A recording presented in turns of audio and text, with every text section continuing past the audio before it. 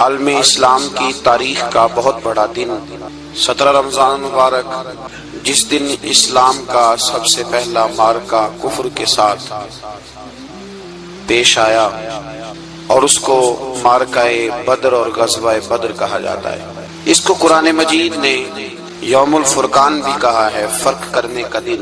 یہ وہ پہلا معرکہ ہے جس کی دھاک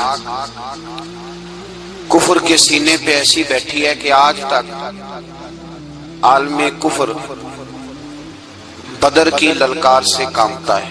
ڈاکٹر اقبال نے امت مسلمہ کو ایک مشورہ دیا ہے۔ اس نے کہا ہے کہ شرط یہ ہے کہ فضائے بدر پیدا کر، فضا پیدا کر بدر جیسی، فضائے بدر پیدا کر، فرشتے تیری نصرت کو اتر سکتے ہیں گردوں سے کتار اندر کتار اپنی۔ اور اسی مضمون کو دوسرے رنگ میں اقبال کہنے لگے، تو آج بھی ہو اگر ابراہیم کا ایمان پیدا، آگ کر سکتی ہے انداز گلستان پیدا۔ عالم اسلام کو یوم الفرقان غزوہ بدر کی للکار یاد رکھنی چاہیے۔ ملت کے جوانوں کو بدر کا سبق اور بدر کا نصاب کبھی نہیں بھولنا چاہیے۔ ہمیں آج جو درس دیا جاتا ہے وہ درس فلسفہ ہے۔ جو پیغام کفر کے مقابلے میں ہمیں بتلایا جاتا ہے وہ پیغام ہے مصلحت کوشی کا، وقت گزاری کا۔ ابھی دیکھو غزوہ بدر کا پس منظر مسلمانوں کو یہ سبق دیتا ہے کہ جب فضا پیدا ہو جائے تو اللہ مدد کر دیا کرتا ہے۔ جب فضا پیدا ہو جائے تو پھر اللہ مدد فرماتا ہے۔ جب فضا پیدا ہو، جب مدد کی فضا ہی پیدا نہ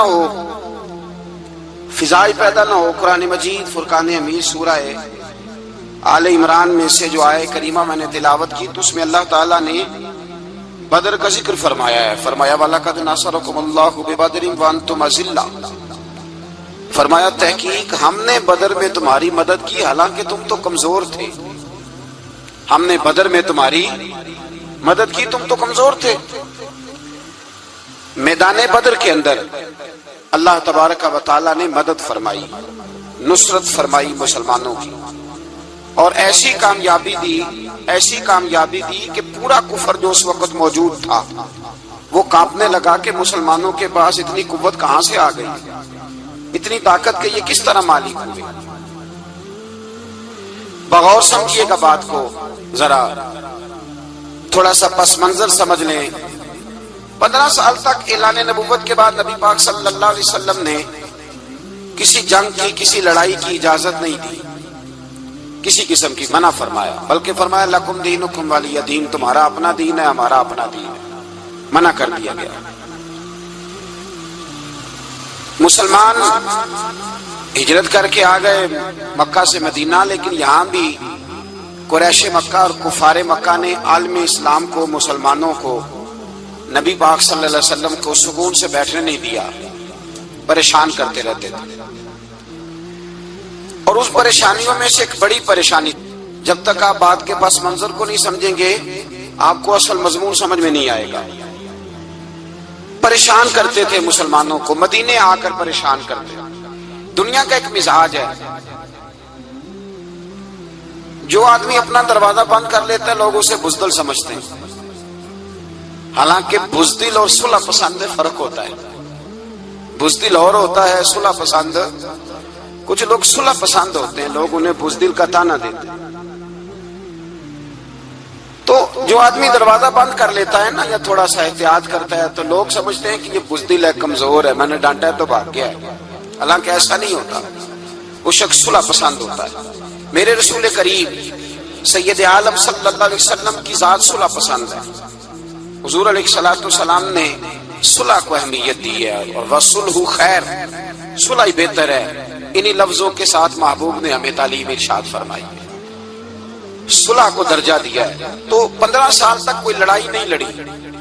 اب انہوں نے سمجھا شاید مسلمان بزدل ہے، یہ تو تلوار ہی نہیں اٹھاتے، یہ تو شاید جانتے نہیں اس فن کو، ان کو تو خبر ہی نہیں۔ یہ کیا کرتے کہ مسلمانوں کو مدینے آ کے تنگ کرتے، گھر تک آ جاتے۔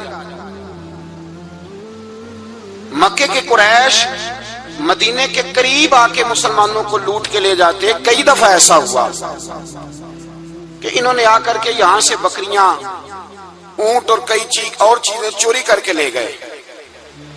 تو مسلمان پریشان رہنے لگے۔ اللہ پاک نے طاقت دے دی، قوت دے دی مسلمانوں کو۔ حضرت عمر فاروق جیسے لوگ کلمہ پڑھ گئے، حضرت امیر حمزہ جیسے لوگ آ گئے، حضرت ابو عبیدہ بن جراح جیسے لوگ آ گئے، حضرت سیدنا سعد بن ابی وقاص جیسے دلیر اللہ نے عالم اسلام کو عطا فرمائے۔ قوت آ گئی۔ حرِّض المؤمنین علی القتال، محبوب اختیار کرے مومنوں کو لڑائی کے لیے۔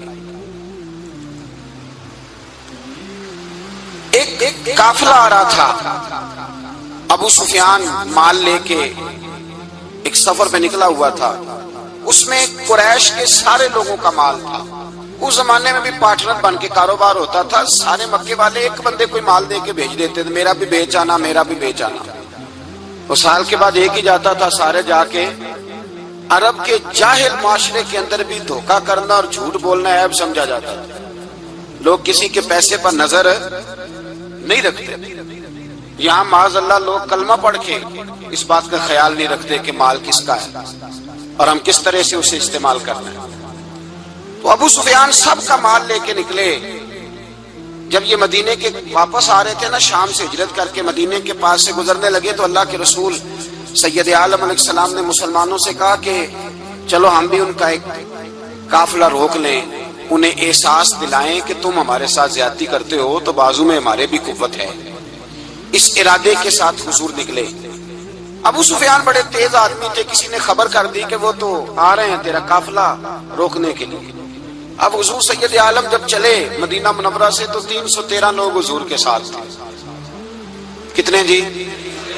بولیے 313۔ تحقیق یہ ہے کہ 312 تھے۔ حضرت عثمان غنی کو شامل کیا گیا بدریوں میں، لیکن حضور انہیں چھوڑ گئے تھے، اس لیے کہ ان کی زوجہ اور نبی پاک کی پیاری صاحبزادی بڑی علیل تھی۔ فرمایا تو میری بیٹی کے لیے رہ جا۔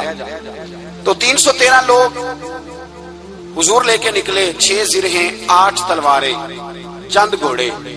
خود رسول پاک صلی اللہ علیہ وسلم جس گھوڑے پہ تھے، گھوڑا ایک تھا، سواریاں 3 تھی۔ حضرت مولا علی بھی تھے، جناب زید بھی تھے، نبی پاک بھی تھے۔ فرمایا کبھی تو بیٹھے گا، کبھی علی بیٹھیں گے، کبھی زید بیٹھیں گے، کبھی میں بیٹھوں گا۔ جب حضور کی پیدل چلنے کی باری آتی تو حضرت زید عرض کرتے حضور نہیں آپ بیٹھ جائیں، میں پیدل چلتا ہوں۔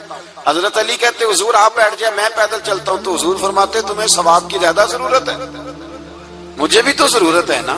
تو رسول کائنات سید عالم صلی اللہ علیہ وسلم بھی پیدل چلتے، یہ تھوڑا سا سامان لے کے نکلے۔ ابو سفیان کو اطلاع ہو گئی کہ وہ تو آ رہے ہیں۔ ابو سفیان نے ایک آدمی کو دوڑایا۔ اس زمانے میں جب کوئی بری خبر دینی ہوتی تھی تو وہ آدمی اپنے کان میں سوراخ کرتا تھا، لہو نکال لیتا تھا۔ وہ جس آدمی کو بھیجا اس نے اپنے کانوں سے لہو نکالا، اپنے اونٹ کے کان کاٹ ڈالے، چیخے مارنے لگا، مکے والوں دوڑو، مسلمانوں نے تمہارا قافلہ لوٹ لیا ہے، بھاگو۔ اب وہ تو پہلے دلیر تھے کہ یہ ہم سے چھپتے پھرتے ہیں شاید معاذ اللہ۔ انہوں نے کیا کیا کہ 1000 کا لشکر، ہر آدمی کے پاس گھوڑا، ہر آدمی کے پاس تلوار، نیزہ، سارے عتبہ، عتیبہ، شیبہ، ابو البختری، امیہ بن خلف، ابو جہل، سارے اکٹھے ہو کے آئے اور نکلے میدان بدر کی جانب۔ ادھر ابو سفیان اس آدمی کو بھیج کے تو دریا کے رستہ ہی بدل گیا، مدینے کے رستے آیا ہی نہیں، خود بچ گیا۔ اور جب بچ کے نکلا نا تو اس نے ایک آدمی بھیجا کہ قافلہ محفوظ ہو گیا ہے، تم لوگ فکر نہ کرو۔ اس نے جا کے پیغام دیا ابو جہل کو کہ ابو سفیان کہتا میں بچ گیا ہوں، مجھے کوئی خطرہ نہیں، اب تم لوگ کسی قسم کی تکلیف نہ کرو، تکلف نہ کرو، واپس چلے جاؤ۔ ابو جہل کہنے لگا نہیں، اب تو ہم واپس نہیں جائیں گے، اب تو ہم ان کا کچھ کر کے جائیں گے۔ سمجھ آ رہی ہے میری باتوں؟ بس منظر سمجھ میں آ رہا ہے، اب نہیں واپس جانا، نکلے ہیں تو کچھ کریں گے۔ اب جب میدان کے اندر آنے کے لیے تیاری ہو رہی ہے، ادھر سے پتہ چل گیا، نبی پاک صلی اللہ علیہ وسلم کو اطلاع ہوئی کہ ابو سفیان تو اپنا لشکر بچا کے، قافلہ بچا کے لے گئے، لیکن قریش بضد ہیں آنے کے لیے۔ نبی پاک صلی اللہ علیہ وسلم نے ایک جگہ پہ تمام مسلمانوں کو جمع کیا یہ بات قابل غور ہے۔ حضور نے فرمایا بھی 1000 کا لشکر اسلحے سے لیس ہو کے آ رہا ہے، تم 313 ہو، تمہارا ارادہ کیا ہے؟ نہ تمہارے پاس زرہیں ہیں، نہ تلواریں ہیں، نہ تمہارے پاس نیزہ ہے، نہ تیر ہے، کیا کرنا ہے؟ صحابہ کرام علیہم رضوان فرماتے ہیں جب نبی پاک صلی اللہ تعالی علیہ وسلم نے مشورہ لیا نا تو سب سے پہلے جو شخصیت اٹھی وہ حضرت ابوبکر صدیق کی ذات تھی۔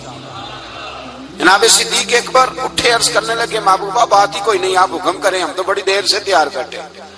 حضرت عمر کہنے لگے حضور میں تو تھک گیا ہوں انتظار کر کر کے۔ اور شیر خدا مولا کائنات علی المرتضیٰ رضی اللہ تعالیٰ عنہ کہنے لگے محبوبہ زنگ لگ گیا میری تلوار کو، زنگ لگ گیا، کوئی موقع ملے دیواریں ہلتی رہتی ہیں اور در کانپ جاتا ہے، علی کا نام سن کے اب بھی خیبر کانپ جاتا ہے۔ فرمایا حضور زنگ لگ گیا، مہربانی کریں جلدی کریں، ہم تو تیار بیٹھے۔ حضور نے پھر توجہ کی، نبی پاک صلی اللہ تعالی علیہ وسلم نے پھر توجہ کی، تو یہ تو سارے وہ بول رہے ہیں جو میرے ساتھ مکے سے آئے ہوئے ہیں، مدینے والے بھی تو بولے نا۔ تو مدینے والوں میں سے حضرت مقداد اٹھے، حضرت مقداد رضی اللہ تعالیٰ عنہ، اور اٹھ کے عرض کرنے لگے یا رسول اللہ آپ کا اشارہ ہماری جانب ہے؟ حضور نے فرمایا ہاں تمہاری جانب ہے۔ تو کیا خوبصورت جواب ہے، اور کیا انداز تکلم ہے، اور کیا گفتگو میں حسن ہے، اور کیا پس منظر ہے، اور کیا دلیل ہے، اور کیا تاریخ کا مطالعہ ہے۔ حضرت مقداد کہنے لگے یا رسول اللہ ہم کوئی حضرت موسیٰ علیہ السلام کی قوم نہیں کہ آپ سے کہیں گے آپ لڑے یا آپ کا خدا لڑے۔ یا رسول اللہ ہم خشکیوں میں بھی لڑیں گے، دریاؤں میں بھی لڑیں گے، ہم خشکیوں دشت تو دشت ہیں، صحرا بھی نہ چھوڑے ہم نے، اور بحر ظلمات میں دوڑا دیے گھوڑے ہم نے۔ کہا حضور ہم وہ نہیں ہیں کہ جو آپ سے کہیں گے آپ لڑے اور آپ کا خدا لڑے، ہم تو تیار ہیں، آپ جلدی کریں۔ پھر حضرت سعد اٹھے، سعد بن عبادہ رضی اللہ تعالیٰ عنہ اٹھے اور کیا خوبصورت عرض کیا، کہا یا رسول اللہ کس سے لڑنا ہے؟ حضور بولیے ذرا یا رسول اللہ۔ حضور نے فرمایا قریش مکہ سے۔ تو صحابی کا وجد دیکھیے گا، انداز دیکھیے گا، کہنے لگے حضور سنا ہے جن نظر نہیں آتے، دیو نظر نہیں آتے، سنا ہے دکھائی نہیں دیتے، محبوبہ حکم کرے میں تو جنوں سے بھی لڑنے کے لیے تیار، میں تو ان دیکھی جگہوں پہ تلواریں چلا جاؤں گا، نبی کا حکم ہو تو کود جائیں ہم سمندر میں جہاں کو محو کر دے نعرہ اللہ اکبر میں۔ یا رسول اللہ حکم کریں کس سے لڑنا ہے؟ میرے نبی پاک خوش ہو گئے، حضور خوش ہوئے، چہرے پہ مسکراہٹ دوڑی، فرمایا تم پر کوئی غلبہ پا ہی نہیں سکتا۔ فرمایا چلو آپ اٹھو چلیں، نہ تلواریں ہیں، نہ گھوڑے ہیں، نہ کوئی شے ہے، نہ پاس اسلحہ ہے، نہ کوئی بظاہر طاقت ہے۔ حضور اٹھے تو ایک ننھا مجاہد حضرت سعد بن ابی وقاص کے چھوٹے بھائی عمیر بن ابی وقاص، قد چھوٹا۔ حضور نے فرمایا سعد چلے عمیر رہ جائے، سعد چلے اور عمیر یہ چھوٹے ہیں۔ حضرت سعد کہتے ہیں میری عمر ابھی اس وقت تھوڑی تھی، میں 16-17 سال کا جوان تھا، تو بھائی اس سے بھی چھوٹے تھے، فرمایا تو رہ جا۔ اللہ اکبر۔ تو کہتے ہیں دیکھو عمر دیکھو، اور منانے کا انداز کیا ہے، جا رہے ہیں جہاد کے لیے، تو بچہ رو نہیں پڑتا گھر میں۔ حضرت عمیر رونے لگے، کہنے لگے نہیں نہیں میں نے بھی جانا ہے۔ رونا کہاں جانا ہے بھائی؟ کوئی کھیلنے جا رہے ہیں، کوئی کھیلنے جا رہے ہیں، سیر کو جا رہے ہیں، کوئی جو ہے وہ کسی تفریح کے لیے نکل رہے ہیں، نہیں میں نے بھی جانا ہے۔ حضور نے فرمایا بیٹے تلواروں کی چھاؤں میں جا رہے ہیں، وہاں گرجدار آوازیں ہوں گی، وہاں سینے کٹیں گے، گردنوں پہ ضرب لگے گی۔ حضرت عمیر بن ابی وقاص نے نا اپنی ایڑیاں اٹھا لی، پنجوں کے بل کھڑے ہو گئے، کہنے لگے سونیا میں گردن کٹانے کو تیار ہوں۔ تو حضور نے فرمایا تیرا بڑا بھائی چلا جو ہے۔ حضرت عمیر کہنے لگے حضور قد میں بڑا ہے، طاقت میں نہیں بڑا، قد میں بڑا ہے طاقت میں۔ کہا یہ قد میں بڑا ہے، جسامت میں بڑا ہے، طاقت میں نہیں بڑا۔ حضور نے فرمایا کیسے پتا چلے گا؟ کہا حضور کشتی کرا لیں، کشتی کرا لیں۔ چشم فلک نے عجیب نظارے دیکھے، محبوبہ کشتی کرا لیں۔ حضور نے فرمایا کرو کشتی، کرا لیتے ہیں، کرو کشتی۔ کشتی شروع ہوئی، سبحان اللہ کیسی عجیب اور منفرد کشتی ہے۔ حضرت سعد بن ابی وقاص رضی اللہ تعالیٰ عنہ کہتے ہیں میرا بھائی پہلوان کشتی سے پہلے گلے ملتے ہیں نا، تو کہتے ہیں گلے ملنے آئے، تو حضرت عمیر میرے کان میں کہنے لگے تیرا تو نمبر لگ ہی گیا ہے، اور محبوب جسے قبول کر لے پھر اسے درگزر اسے رد نہیں کرتے، تیرا تو لگ گیا ہے، تو یار چل تھوڑی دیر کے لیے گر جا بھائی، جو ہوا چل تھوڑی دیر کے لیے گر جا، میں بھی سلیکٹ ہو جاؤں گا، تیرا کیا بگڑے گا؟ قربان جائیں، امام زرقانی کہتے ہیں نبی پاک کی آنکھوں میں آنسو آ گئے، حضور نے بات سنی تو رو پڑے، فرمایا ہم پر بھی کوئی غلبہ پا سکتا ہے؟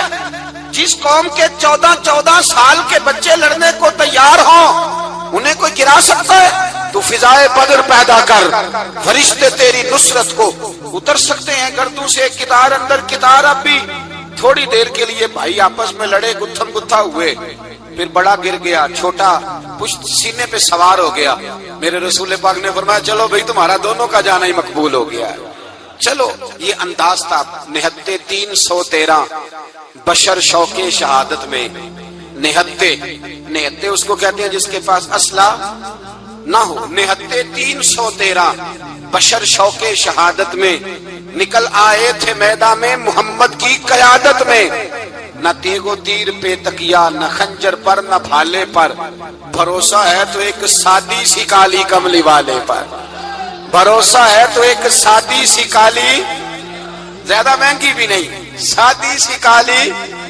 کملی والے پر، بھروسہ ہے تو ایک سادی سی کالی کملی والے پر۔ میرے مصطفیٰ کریم علیہ السلام کا لشکر میدان کی جانب، ادھر کفار جوش و خروش سے طے پایا رستے میں۔ ابو جہل نے کہا کہ روز ایک سردار اونٹ ذبح کرے گا، گانے گانے والی عورتیں گانے گائیں گی، بدر کی فضا دیکھ لیں، گانے والی گانے گائیں گی، روز ایک اونٹ ذبح ہوگا، شراب کے دور چلیں گے معاذ اللہ، اور مسلمانوں کے خلاف جوش پیدا کیا جائے گا۔ ادھر کھانے کے لیے شے کوئی نہیں، کوئی طاقت نہیں، تو یہاں کیا ہوگا؟ میرے حبیب نے فرمایا راتوں کو سجدے کریں گے، دن کو اٹھ کے اللہ اکبر کے نعرے لگائیں گے، یہاں عبادتیں ہیں، ریاضتیں۔ میرے رسول کریم سید عالم صلی اللہ تعالی علیہ وآلہ وسلم سے پہلے کفار پہنچ گئے، انہوں نے پہنچ کر بدر کے میدان میں قبضہ کیا، جہاں کنویں تھے سب پہ قبضہ کر لیا، جو زمین خشک تھی ریتلی تھی وہ چھوڑ دی، اور جو زمین ہموار تھی اس پہ قبضہ کر لیا۔ جب نبی پاک صلی اللہ علیہ وسلم تشریف لے کر کے گئے تو ریتلی زمین تپتی ہوئے صحرا، 17 رمضان کا دن، صحابہ نے روزے رکھے ہوئے صحابہ نے کیا کیا ہوا ہے؟ کیا کرنے گئے؟ پکی کر لے تو یہ بولے تھوڑے ہو نا میں کہ شاید کچھ شک ہوئے، کیا کرنے گئے تھے؟ روزہ رکھ کے، اللہ خیر ہی کرے۔ ہمارے یہاں تو روز نیا بہانا ہوتا ہے، کہتے میں کام تے جانا، میرا تو نہیں نہ بنتا، روز نیا بہانا ہے، کہتے نہیں میں تو مزدور آدمی ہوں۔ کس طرح کی بات کرتے ہو؟ اللہ نے فرض کیا ہے تو اس کا مطلب ہے کہ گزارا ہو سکتا ہے، چل سکتا ہے، تبھی تو فرض کیا ہے۔ حضور نے فرمایا روزے کھول دو بھائی، پر کون کھولے؟ کوئی نہیں تیار۔ اب اللہ کے رسول نے خود گھوڑے کے اوپر بیٹھ کر کھجور کھائی دوپہر کے وقت، جب حضور نے کھولا تو تب سب نے کھولا۔ 17 رمضان نبی پاک صلی اللہ علیہ وسلم کے آنے سے پہلے انہوں نے کنووں پہ بھی قبضہ کر لیا، ہموار زمین، حضور آئے تو ریتلی زمین ملی، وہیں صحابہ نے ڈیرے لگائے، اب پانی کوئی نہیں، کوئی شے نہیں، تپتا ہوا صحرا، اوپر سے سورج گرمی برسا رہا۔ حفیظ جلندری کہتے ہیں کہ زمین دعا مانگنے لگ گئی، زمین دعا مانگنے لگی، زمین کہنے لگی خدا بندہ مہربانی فرما، تیرے رسول آئے ہیں تو اب ذرا مجھے ٹھنڈا نہیں کر دیتا؟ حفیظ جلندری کا نظریہ ہے، وہ کہتے ہیں زمین دعا مانگنے لگی، زمین کہنے لگی مولا تیرے حبیب کے قدم جب میری اس خاک پہ آئے، الہی حکم دے سورج کو اب نہ آگ برسائے۔ زمین کہتی ہے تیرے حبیب کے قدم جب میری اس خاک پہ آئے، الہی حکم دے سورج کو اب نہ آگ برسائے، میرے دامن سے کر ان کو ہوائے گرم آئے گی تو مجھ کو رحمت للعالمین سے شرم آئے گی، میرے دامن سے کر ان کو ہوائے گرم آئے گی تو مجھ کو رحمت للعالمین سے۔ زمین کہنے لگی مجھے شرم آئے گی کہ محبوب آئے ہیں اور میں یا اللہ مہربانی کر۔ حفیظ جلندری ویسے تو حضور کی دعا، صحابہ کی دعا سب کی بات ہے، وہ کہتے ہیں زمین نے دعا مانگی، جب دعا مانگی تو اللہ نے بارش عطا کر دی۔ حضور نے فرمایا لو بھی حوض بنا لو، پانی بھر لو۔ صحابہ کہتے ہیں چھوٹے چھوٹے حوض بنا لیے، پانی ہم نے ان کے اندر جمع کر لیا، جانوروں کو پلایا، خود بھی ہم نے وہ پانی رکھا وضو کے لیے، غسل کے لیے۔ فرماتے ہیں اب ریتلی زمین تھی تو سمجھ لیں بارش پڑنے سے پکی ہو گئی، ان کی جانب کیچڑ ہو گیا، پانی ختم ہو گیا، کافروں کی طرف ختم ہو گیا۔ یہاں حالات اس طرح کے ہیں کہ یہاں پانی جمع ہے، وہاں ختم ہوا۔ اور تاریخ کا عجیب حوالہ دیکھیں، حضور کو شہید کرنے آئے دو کافر رات کو چپکے سے اس حوض سے پانی پی رہے تھے جو مسلمانوں کا حوض ہے۔ ایک صحابی کہنے لگے حضور کافر پانی پی رہے ہیں، ہمارے حوض سے ماروں؟ حضور نے فرمایا نہیں، کافر ہوئے تو کیا ہوا، مخلوق تو ہے نا اللہ کی، پینے دو پینے دو، ہمارے دروازہ رحمت سے کوئی خالی جا سکتا؟ ایسا کی تیری خیر تیرے میں کدے کی خیر، ایسی پلا کی جس کا نشہ عمر بھر رہے، اور پلا کے گرانا تو سب کو آتا ہے، مزہ تو تب ہے کہ گرتوں کو تھام لے ساکی۔ کہا نہیں، پینے دو انہیں۔ میرے رسول کریم سید عالم صلی اللہ علیہ وسلم نے میدان بدر میں پڑاؤ کیا، کافر ساری رات دندناتے رہے، شور کرتے رہے۔ جاسوسی کا ایک معیار ہوتا تھا، اب تو فوجوں کی وردی ہوتی ہے، پہچانے جاتے ہیں فوجی کس ملک کے ہیں، کس علاقے کے ہیں، کس جگہ سے ان کا تعلق ہے۔ اس زمانے میں کوئی وردی نہیں ہوتی تھی، ہر قبیلے کا آدمی ہوتا تھا تو لوگ گھس جاتے تھے، جاسوسی آسان ہوتی۔ آئے رات کا وقت ہے تو کچھ جاسوس بھیجے ابو جہل نے، کہا پتہ کر کے آؤ بندے کتنے، اسلحہ کتنا ہے، جوان کتنے، بوڑھے کتنے، ان کا انداز کیا ہے، سارا معلومات کر کے آؤ۔ کفر کی جو معلومات ہیں اس پر ذرا غور کریں۔ اب وہ شخص آیا، جا کے ابو جہل سے کہنے لگا 313 ہیں، 6 زرہیں اور 8 تلواریں،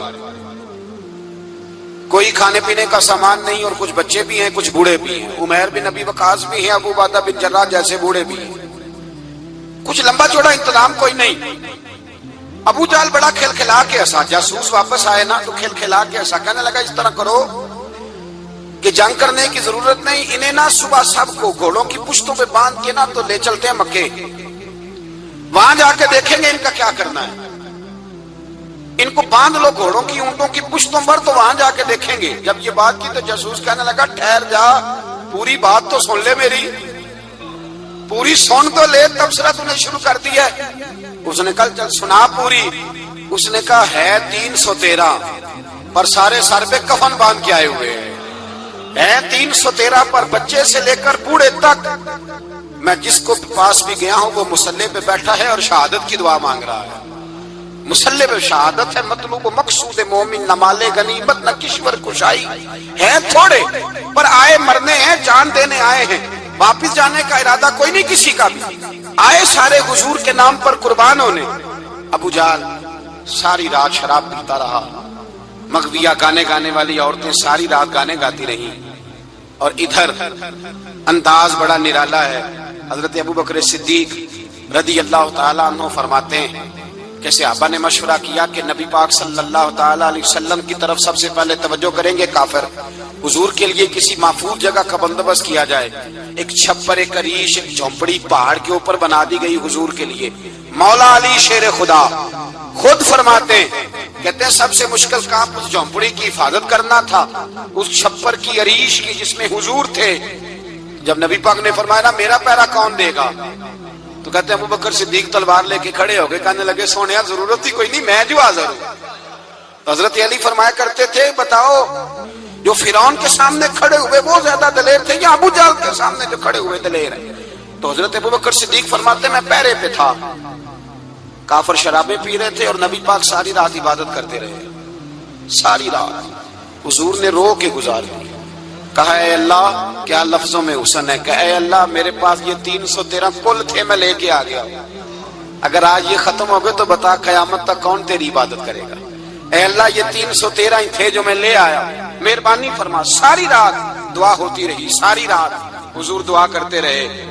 پہلے حکم آیا کہ 1000 فرشتہ بھیجا ہے، پھر اے محبوب جل 3000 بھیجے، پھر اللہ نے کہا محبوب میں نے 5000 بھیجے ہیں۔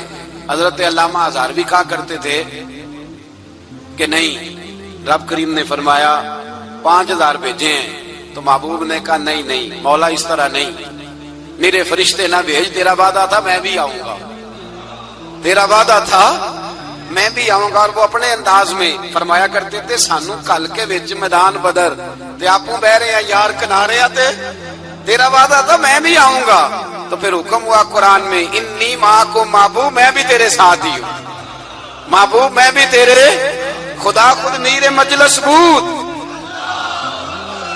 سارے بولیے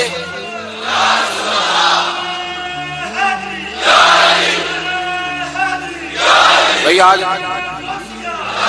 آج تو دن ہے نا نعرے لگانے کا, یوم البدر منا رہے ہیں تو آج تو ٹھنڈا ٹھنڈا نعرہ نہ لگائیں. میں نے اپیل کی تھی کہ نعرہ تحقیق بھی لگایا کریں.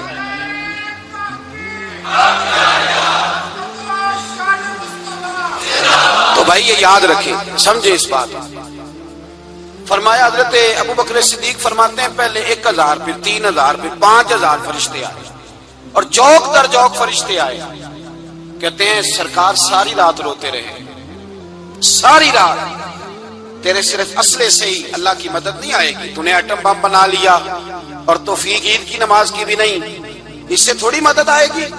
میرے مصطفیٰ کریم سید عالم صلی اللہ علیہ وسلم نے فرمایا امت کو درس دیا اسلحہ بھی جمع کرنا, طاقت بھی اکٹھی کرنا, صفیں بھی بنانا, اپنے اندر اتحاد بھی پیدا کرنا. لیکن اگر تم نے کفر پر غلبہ حاصل کرنا ہے تو اس کے لیے خدائی مدد کی ضرورت ہوگی. اگر تم سے اللہ کی مدد روٹ گئی تو جتنے مرضی اسلحے جمع کرتے پھرو, جتنی مرضی طاقتیں اکٹھی کرتے پھرو, جس قدر مرضی تم ایٹم بم بناتے پھرو, جب خدائی مدد ہی تمہارے ساتھ نہیں تو کیسے نظام چلے گا. تو حضرت ابوبکر صدیق فرماتے ہیں ساری رات حتیٰ کہ میں بے چین ہو گیا. حضور سجدے میں تھے تو میں حضور کے اوپر لیٹ گیا. میں نے کہا محبوب بس کریں, اٹھ کے دیکھے تو صحیح میرے اللہ نے کتنی مدد نازل فرما دی ہے. صبح رسول پاک تشریف لائے. صحیح مسلم, ابو داؤد, کتابوں کے نام یاد رہیں گے. حضرت انس بن مالک حدیث کے راوی ہیں, کہتے ہیں حضور اٹھے اور ایک دن پہلے چھڑی لے کے میدان میں آئے. ایک دن پہلے اٹھے, دیکھو میرے محبوب کے علم کی شان. میرے اعلیٰ حضرت فرماتے ہیں اور کوئی غیب تم سے نہا ہو بھلا جب خدا ہی نہ چھپا رہا. اور کوئی غیب تم سے نہا ہو بھلا جب خدا ہی نہ چھپا رہا. تم پر کروڑوں درود. اور ہمارے ایک شیخ تھے علامہ تحسین رضا صاحب رحمۃ اللہ علیہ, ان کا بڑا خوبصورت شعر ہے. وہ فرمایا کرتے تھے علم غیب رسول کے منکر اس حقیقت کو بھول جاتے ہیں. غیب مانا کہ راز ہے لیکن راز اپنوں سے کب چھپاتے ہیں. راز مانا, غیب مانا کہ راز ہے لیکن راز اپنوں سے کب چھپاتے ہیں. ایک دن پہلے حضور میدان میں آئے, صحیح مسلم کی حدیث ہے. اور محبوب پاک صلی اللہ علیہ وسلم کے دست مبارک میں چھڑی ہے. حضرت انس کہتے ہیں حضور میدان میں آئے اور حضور نے لکیر کھینچی. فرمایا کل یہاں ابو جال مرے گا. کب مرے گا؟ یہاں مرے گا. فرمایا یہاں عتبہ مرے گا, یہاں عتبہ مرے گا, یہاں ولید مرے گا.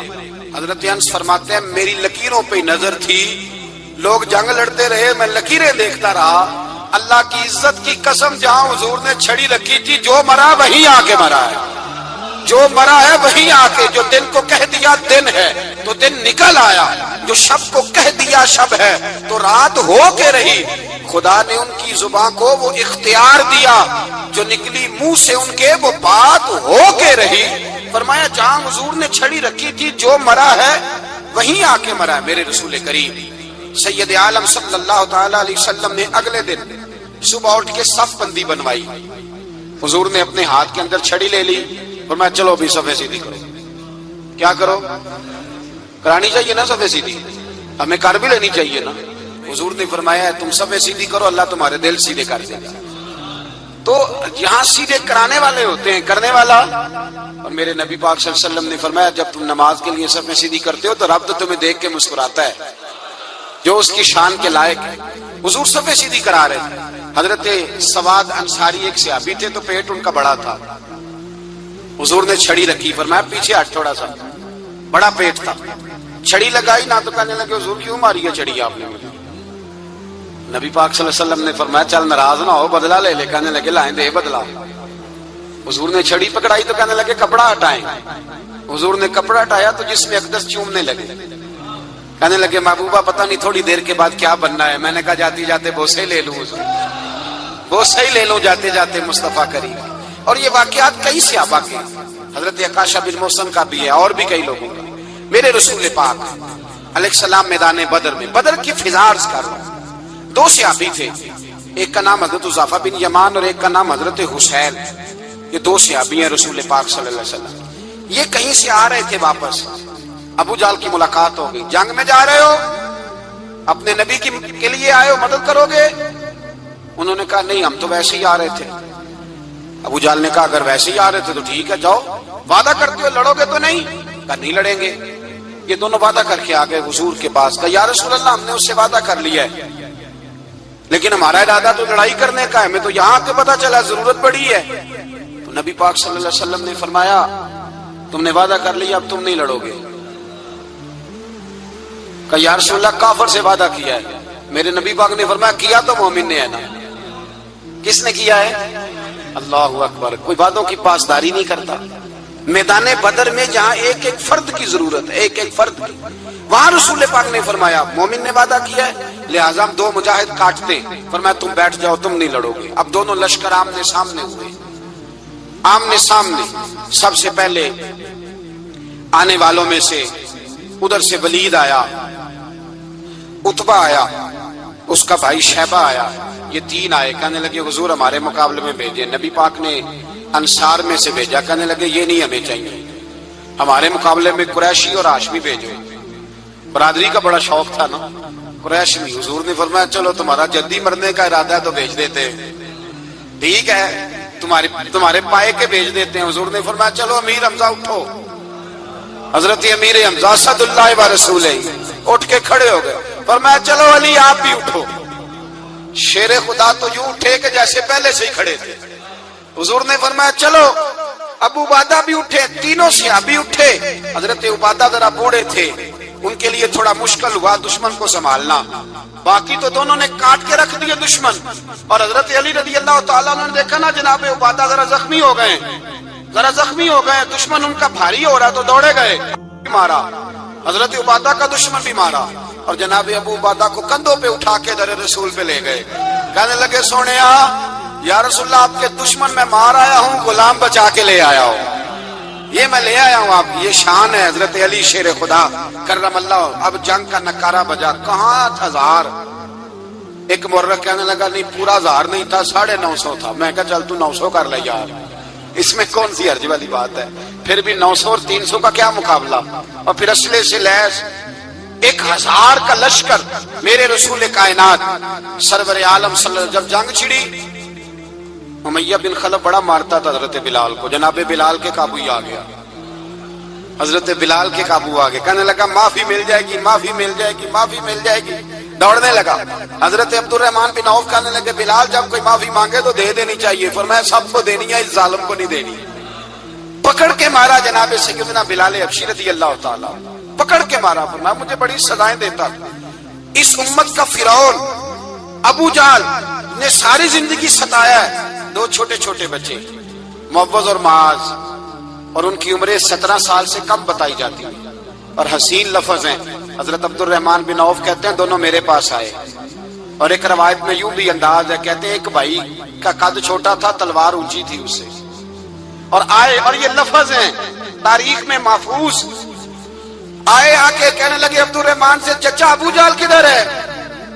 تو میں نے کہا تم نے کیا کرنا ہے؟ ان کا جواب پتہ کیا ہے؟ یہ نہیں کہا کہ دین کا دشمن ہے، یہ نہیں کہا بڑا ظالم ہے اس لیے مارنا ہے، کہا تم کیا کرو گے؟ تو جواب وہ شاہ نامہ اسلام نے اپنے لفظوں میں بیان کیا، کہنے لگے مریں گے۔ زیادہ یہی ہے نا کہ ہم کمزور ہیں، پوچھنے کا سٹائل یہ تھا کہ تم بچے ہو، تم نے کیا کرنا ہے؟ تو پتہ ان کا جواب کیا ہے؟ حفیظ جلندری کہتے ہیں وہ کہنے لگے مریں گے یا ماریں گے ناری کو، سنا ہے گالیاں دیتا ہے وہ محبوب باری کو صلی اللہ علیہ وسلم۔ کہنے لگے ہمارے نبی کو معاذ اللہ برا کہتا ہے، چھوڑیں گے نہیں، جانا ضرور ہے، اگر اسے مار نہ سکے تو مار کے تو آ جائیں گے نا، جانا ضرور ہے۔ تو کہتے ہیں ہم نے اشارہ کیا، میں نے کہا وہ گھوڑے پہ جا رہا ہے وہ دیکھو، کہتے ہیں بس چھلانگے لگاتے دوڑے، بھاگے گئے، ایک نے اچھل کے تلوار ماری، دوسرے نے بھی گرایا، تیسرے نے بھی زخمی کیا۔ ابو جہل نے تلوار ماری تو ایک بھائی کا بازو کٹ گیا، بازو کٹ گیا تو ہلکا سا گوشت لٹک رہا تھا، اس نے پیر رکھ کے گوشت بھی جدا کر دیا اور کاٹا ابو جہل کو۔ جب نیچے گرا تو اب عبداللہ ابن مسعود آئے، دیکھا کچھ جان باقی ہے، رسی جل گئی، بال نہیں گئے۔ حضرت عبداللہ ابن مسعود جب گلا کاٹنے لگے تو کہنے لگا ذرا نا گردن نیچے سے رکھ کے کاٹنا، گردن ذرا نیچے رکھ کے کاٹنا۔ فرمایا کیوں؟ کہنے لگا ذرا سردار ہوں، گردنوں میں پڑی گردن میری اونچی نظر آنی چاہیے، رسی جل گئی پر بال، کہنے لگا ایسا نہ ہو غلاموں میں پڑی ہو تو چودھری کی گردن لہذا ہی نہ نظر آئے، ذرا نیچے سے رکھ کے کاٹنا۔ حضرت عبداللہ ابن مسعود رضی اللہ تعالیٰ عنہ نے گردن کو کاٹ ڈالا۔ میرے بھائی اب جنگ ختم ہونے لگی آہستہ آہستہ، دونوں بچے اپنی تلواریں لے کے در رسول پہ آئے۔ ایک کہنے لگا میں نے مارا ہے، دوسرا کہنے لگا حضور میں نے مارا ہے۔ حضور نے فرمایا تلواریں دکھاؤ، خون کس کو لگا ہے؟ جب خون دیکھا تو دونوں کو ایک جتنا لگا تھا۔ میرے حبیب مسکرائے، فرمایا تم دونوں نے مارا ہے، تم دونوں نے مارا ہے۔ میرے رسول پاک سید عالم صلی اللہ تعالی علیہ وسلم نے دیکھا امیہ بھی مر گیا، ابو البختری، عتبہ، عتیبہ، شیبہ، امیہ بن خلف، بڑے بڑے دشمن مر گئے۔ 70 کے قریب قتل ہوئے، 70 کے قریب گرفتار ہوئے، باقی بھاگ گئے۔ 14 صحابہ صرف شہید ہوئے۔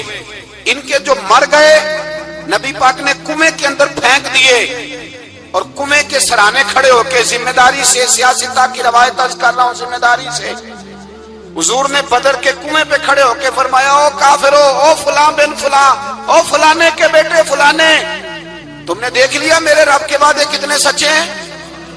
حضرت عمر کہنے لگے حضور مردوں سے آپ باتیں کر رہے ہیں؟ تو نبی پاک نے فرمایا عمر جتنا تم سن رہے ہو اتنا یہ بھی سن رہے ہیں۔ اگر کافر سن سکتے ہیں تو داتا علی اجمیری نہیں سن سکتے؟ اگر کافر سن سکتے ہیں تو معین الدین اجمیری نہیں سن سکتے؟ کہاں بیٹھ کے تو عقیدہ پڑھتا رہا ہے؟ اگر مشرکوں بے ایمانوں کا آواز آتی ہے تو کیا حضرت ابو ہریرہ اپنی قبر میں نہیں سنتے؟ غوث اعظم جیلانی نہیں سنتے؟ میرے اعلیٰ حضرت کا عقیدہ ہے، وہ فرماتے ہیں واللہ وہ سن لیں گے اور فریاد کو پہنچیں گے ہم۔ اتنا تو ہو کوئی فریاد کرے دل سے، اتنا تو ہو کوئی فریاد کرے دل سے۔ اور اگر کافر اور بے ایمان کنویں میں گرا سن سکتا ہے تو کیا آمنہ کا لال اپنے مزار میں نہیں سن سکتے؟ کہاں سے لوگ عقیدہ لے آتے ہیں؟ میرے نبی پاک نے فرمایا سنتے ہیں۔ سلام دیتے ہو جب قبرستان جاتے ہو؟ کیا کہتے ہو؟ سلام کس کو کہا جاتا ہے؟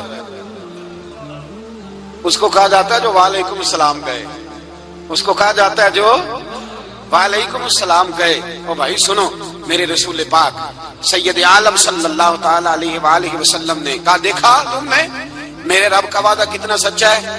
یہ کہہ کے میرے رسول پاک آئے، ایک آدمی کو پہلے بھیجا، فرمایا جاؤ جا کے خوشخبری دے دو، اللہ نے فتح دے دی ہے، خوشخبری دو۔ پھر حضور آئے۔ ان گرفتار ہونے والوں میں حضور کے اپنے داماد ابو العاص بھی ہیں، حضور کے چچا جناب عباس بھی ہیں، وہ بھی ہیں، اور بھی کئی لوگ ہیں گرفتار ہونے والے آئے۔ حضرت انس کہتے ہیں آدھی رات کا وقت تھا، جب ان کو لایا گیا نا گرفتار کرنے والوں کو مدینے، تو صحابہ کو غصہ ہی بڑا تھا، کس کس کے رسیاں باندھ دی۔ حضرت بلال کی ڈیوٹی تو زور زور سے باندھتے تھے، زور زور سے، ذرا تگڑی کر کے، بڑا ستایا تم لوگوں نے، زور زور سے۔ کہتے ہیں آدھی رات کا وقت ہوا، میں مسجد میں آیا تو حضور کو بے چینی سے ٹہلتے دیکھا مسجد میں، تو میں نے کہا حضور کیا ہوا؟ یہ سونے کا وقت تھا، آپ کے آرام کا، تھکے ہارے آئے تھے۔ تو حضور نے فرمایا تم نے رسیاں زور سے باندھ دی ہیں، وہ ہائے ہائے کرتے ہیں، مجھے نیند نہیں آتی۔ نیند حضور وہ دشمن ہے، وہ آپ کا دشمن ہے۔ فرمایا وہ میرے دشمن ہے پر میں تو رحمت للعالمین ہوں، ذرا ڈھیلی کر دو، سو جائیں تو میں بھی سو جاؤں۔ سویرے حضور نے صحابہ کو بلایا، فرمایا ان کا کرنا کیا ہے؟ حضرت عمر کا مشورہ سنو۔ حضرت عمر کہنے لگے حضور جو میرے رشتہ دار ہیں میرے حوالے کرے، پہلے میں ان کی گردنیں کاٹوں، جو ابو بکر کے ہیں اس کو ان کی گردنیں کاٹیں، جو عثمان کے ہیں علی کے ہیں ان کو دو، سب کو کاٹیں، اپنے اپنے رشتہ داروں کو۔ میرا جو ہے میں اپنے ہاتھوں سے اسے ذبح کروں گا، میرے نبی کی دشمنی کرتا ہے۔ حضور نے فرمایا عمر تیرا فیصلہ ذرا تگڑا ہے، تھوڑا نرم چاہیے۔ حضرت ابو بکر صدیق کو بلایا، فرمایا تیرا کیا ارادہ ہے؟ حضرت ابو بکر کہنے لگے حضور کچھ فدیہ لے لیں، ان پہ رحم کریں، مجھے لگتا ہے بہت سارے کلمے پڑ جائیں گے، کچھ مہربانی کریں، ان پہ شفقت کریں۔ حضور نے فدیہ تعین کر دیا، فرمایا اتنے اتنے پیسے دو، جاتے جاؤ۔ کچھ نے کہا ہم غریب ہیں، فرمایا تم مسلمانوں کے 10 بچوں کو حساب کتاب سکھا دو، تمہیں چھٹی۔ کچھ نے کہا جی ہمیں یہ بھی نہیں آتا، فرمایا تم ویسے ہی آزاد ہو جاؤ۔ بہت ساروں پہ مہربانی کی۔ حضرت عباس کھڑے ہوئے حضور کے سامنے، چچا، تو نبی پاک نے فرمایا چاچا وہ لاؤ فدیہ۔ کہنے لگے بھتیجے میرے پاس تو کچھ بھی نہیں۔ کوئی شے نہیں. تو حضور نے فرمایا چاچا وہ جس دن تم آ رہے تھے کمرے کا دروازہ اندر سے بند کر کے اتنی بڑی سونے کی اینٹ میری چاچی کو دی تھی، کہا اگر میں بچ کے آ گیا تو ٹھیک ہے، نہ آیا تو تمہارے لیے کافی ہوگی، وہ کدھر ہے؟ خیال آیا. حضرت عباس کانپنے لگے. یہ سن کر حضرت عباس پر راشا ہوا طاری کہ پیغمبر تو رکھتا ہے دلوں کی بھی خبرداری. خیال آیا مسلمان نیک و بد پہچان جاتے ہیں اور محمد آدمی کے دل کی باتیں جان جاتے ہیں. کہنے لگے وہ کدھر ہے؟ جناب عباس کہنے لگے محبوبہ وہ تو فدیہ تو میں دوں گا ہی اب، لیکن میں مان گیا ہوں آپ اللہ کے سچے رسول ہیں، اس لیے کہ میرے اور میری بیوی کے علاوہ کسی کو اس بات کی خبر نہ تھی. اسی جنگ میں حضرت خدیجہ کا وہ ہار آیا جس کا تذکرہ میں پچھلے دنوں کر چکا. اللہ تعالیٰ نے فتح دی. کسی جگہ بھی کوئی تکبر کا لفظ میرے نبی پاک نے بیان نہیں فرمایا. کسی جگہ حضور نے یہ نہیں کہا کہ ہم بڑی دانائی سے لڑے، ہم بڑے دلیر تھے، ہماری صف بندی بڑی سیانی تھی. یہی فرمایا وَلَقَدْ نَصَرَكُمُ اللَّهُ بِبَدْرٍ، اللہ نے ہماری مدد کی. اللہ نے ہماری، میری اور آپ کی زندگی میں جہاں نقص واقع ہوتا ہے نا وہاں ہم کامیابیاں اپنے کھاتے میں ڈالنے لگتے ہیں تو فضائے بدر پیدا نہیں ہوتی. یاد رکھیں اگر رات کو گانے سنیں گے، شراب کباب کے دور چلیں گے تو پھر بدر کی فضا پیدا نہیں ہوگی، پھر تو کفر کی فضا پیدا ہوگی. اور اگر رات کو مصلے آباد رہیں گے، میں نے کچھ دن پہلے کہا تھا جمعے میں، صلاح الدین ایوبی جب جنگ لڑ رہے تھے تو ایک بحری بیڑا آ رہا تھا دشمنوں کا اسلحہ لے کے. مسلمانوں کے پاس اسلحہ پہلے کم تھا تو ایک بحری جہاز اور اسلحہ لے کے آ رہا تھا عیسائیوں کا. تو صلاح الدین ایوبی ساری رات مسجد اقصی میں روتے رہے. سویرے ایک بزرگ ملے تو کہنے لگے، پہلے رات کو بھی ان سے دعا کے لیے کہا، پھر سویرے صلاح الدین کہنے لگے حضور دعا کرنا، مسلمان پہلے ہی کمزور ہیں اور عیسائیوں کا ایک بحری بیڑا اسلحہ لے کے اور آ رہا ہے. تو بزرگ کہنے لگے وہ تو بیڑا غرق ہو گیا ہے، وہ غرق ہو گیا. کہا کہاں غرق ہوا؟ تو کہنے لگے تو ساری رات روتا رہا تو تیرے آنسوؤں میں ہی غرق ہو گیا ہے، تیرے آنسوؤں میں غرق ہو گیا، وہ اب نہیں آئے. کچھ دیر کے بعد خبر مل گئی واقعی ڈوب گیا ہے پانی. بھائی جب تو اللہ کو منا لیتا ہے، جب رب کی مدد تیرے آتا، یاد رکھنا زندگی میں کہیں بھی آپ لڑ رہے ہیں کسی محاذ پر بھی، اگر حق آپ کے ساتھ ہے تو پھر اللہ کی مدد آپ کے ساتھ، اور اگر حق آپ کے ساتھ نہیں تو پھر جتنے مرضی ہیلے بہانے کر لیں، وکیل مہنگا کر لیں، جج خرید لیں، پھر آپ دنیا کی ساری سیاست لڑا رہے ہیں. جب حق آپ کے ساتھ نہیں تو پھر رب کی مدد آپ کے ساتھ. آج شام کے اندر روز قتل ہوتا ہے، برما کے مسلمانوں پر زمین تنگ ہے، کشمیر میں اتنا خون بہہ چکا ہے کہ اب شاید کشمیر کی وادی خون پیتی بھی نہیں، اتنا خون بہہ گیا ہے. فلسطین قبلہ اول مسلمانوں کا مسجد اقصی یہودی کے قبضے میں ہے. مسلمان اپنی اپنی اپنی اپنی، اور ظلم کی بات یہ ہے، ظلم کی بات کہ ہم توحید کا اعلان کرنے والے، توحید کے ٹھیکیدار بننے والے، سلوٹ کرنے پہ آتے ہیں تو عیسائیوں کو بلا کے کرتے ہیں، یہودیوں کو بلا کے کرتے ہیں. میرے بھائی مسلمان کے پاس اسلحہ بھی ہے، پیسہ بھی ہے، دولت بھی ہے، ہر قسم کا ذخیرہ ہے. ضرورت یہ ہے کہ اسے خدا کی مدد نصیب ہو جائے. اللہ کی مدد جب تھی تو اسلحے کی ضرورت نہ تھی. جب تک خدا کی فضائے بدر پیدا کرے، فضائے بدر پیدا کرے. اگر حق آپ کے ساتھ ہے، اندر خلوص ہے اور آپ لڑ اللہ کے دین کے لیے رہے ہیں، ذاتی اگر نام و نمود ہے، خواہشات ہیں، ذاتی آپ کے مفادات ہیں، تو پھر بڑی جلدی یہ سفر ناکامیوں کا سفر ہو جاتا ہے. فضائے بدر پیدا کریں، رضائے الہی کے لیے میدان میں نکلنے کا جذبہ اپنے دل میں پیدا کریں. بدر کے 14 صحابہ جو شہید ہوئے، وہ 14 صحابہ کو ہم سلام عقیدت پیش کرتے ہیں. ان 14 کے لوگوں کو شاید نام بھی نہ آتے ہوں، لیکن اسلامی تاریخ میں انہوں نے ایسا حسن بھرا ہے، ایسا حسن بھرا ہے کہ کافر آج بھی بدر کے نام سے کامتا ہے. نام نہ بنائیں دین کے معاملے میں، کام کریں. جو کام کرتا ہے اللہ اس کا نام بنا دیتا ہے. کام کریں اور کبھی بھی دین کی نصرت کے لیے جب نکلیں اپنے آپ کو آگے نہ کریں، دین کو آگے رکھیں. بدر والوں نے دین آگے رکھا تھا، اللہ نے انہیں کامیابی دی. جب سے نام آگے رکھنے، آج پوری امت مسلمہ میں صرف صدارت کا چکر ہے، کون ملک آگے لگے گا، کون آگے بڑھے گا. فضائے بدر پیدا ہو جائے گی تو دین آگے رہ جائے گا، شخصیات پیچھے ہو جائیں گی. اور یاد رکھیں نظریات بچیں تو شخصیات بھی بچی جاتی ہیں. نظریہ بچانا بڑا